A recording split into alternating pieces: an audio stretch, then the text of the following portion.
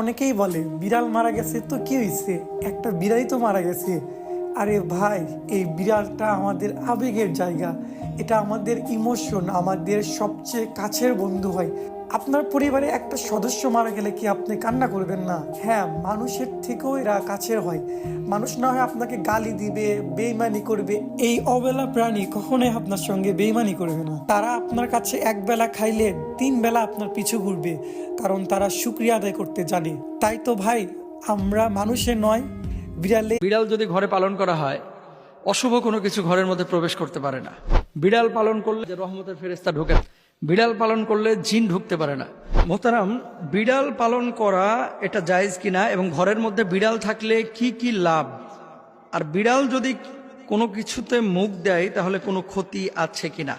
আমরা সম্প্রতি দেখেছি অনেক আলেম ওলামাও ঘরে বিড়াল লালন পালন করেন। খুব ইম্পর্টেন্ট একটা বিষয়, বিড়াল নিয়ে কৌতূহল শেষ নাই। বাংলাদেশে অনেক আলেমের ঘরে আমি বিড়াল দেখেছি, এবং আপনার আশপাশের অনেক ভাই বোনের বাড়িতে বিড়াল আছে। কেউ কেউ বলে থাকেন বিড়াল যদি ঘরে পালন করা হয়, অশুভ কোনো কিছু ঘরের মধ্যে প্রবেশ করতে পারে না। বিড়াল পালন করলে জিন ঢুকতে পারে না। বিড়াল পালন করলে আবার কেউ কেউ একটু বাড়ায় বলে যে রহমতের ফেরেশতা ঢোকে না। মিথ্যে কথা। বিড়াল পালন করলে রহমতের ফেরেশতা ঢুকবে না বা বদজিন ঢুকতে পারবে না, বিষয়টা এরকম না। তবে কেন পালন করা হয়?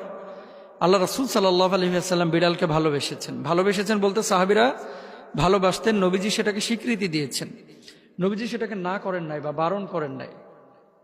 গত কাল না পরশু, কালকেই মনে হয়, ওই শাইখ আহমদুল্লাহ ভাইয়ের একটা ছবি দেখলাম যে পুরো ফেসবুকে ছড়ায় পড়ছে, যে তিনি বসে আছেন, কে যেন ছবিটা তুলেছে, ওনার চেয়ারের ওপরে বিড়াল। তো এই বিষয়টাকে কমেন্টে দেখলাম অনেকে লিখেছেন যে আবু হুরায়রা, অনেকে লিখেছেন বিড়ালের পিতা, অনেকে লিখেছেন বিড়ালের মালিক, অনেকে লিখেছেন বিড়ালের সাথে খুনসুটি। যে যেভাবে পেরেছে মন্তব্য করেছে। আসলে বিড়াল সম্পর্কে রাসূল আকরাম সাল্লাল্লাহু আলাইহি ওয়াসাল্লামের যে বক্তব্যগুলো আমরা দেখেন, প্রথমত বিড়ালের গোশত খাওয়া কিন্তু নিষিদ্ধ, এটা জায়েজ নয় আপনার জন্য। আর হাদিসে যে বিষয়গুলো এসেছে, হযরত কাবশা বিনতে কাব ইবনে মালিক রাদিয়াল্লাহু তাআলা আনহু বলেন, আবু কাতাদা রাদিয়াল্লাহু তাআলা আনহু আমার কাছে আগমন করলেন। আমি তার জন্য পানি ভর্তি একটি অজুর পাত্র উপস্থিত করলাম। এ সময় একটি বিড়াল তা থেকে পানি পান করলেন। তিনি ওই বিড়ালটির জন্য পাত্রটি কাত করে দিলেন, মানে অজুর জন্য যে পানিটা